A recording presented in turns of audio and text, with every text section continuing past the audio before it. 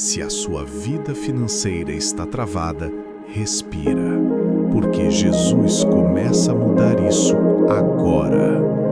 Jesus, eu coloco as minhas finanças nas tuas mãos. Que toda dívida, todo medo e toda preocupação caiam neste momento. Abre portas que ninguém pode fechar.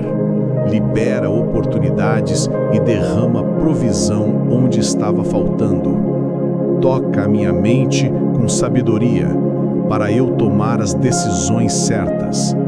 Eu declaro, minha vida financeira é restaurada, abençoada e multiplicada. Escreve, eu recebo essa provisão e deixa Jesus cuidar de tudo. Em nome de Jesus.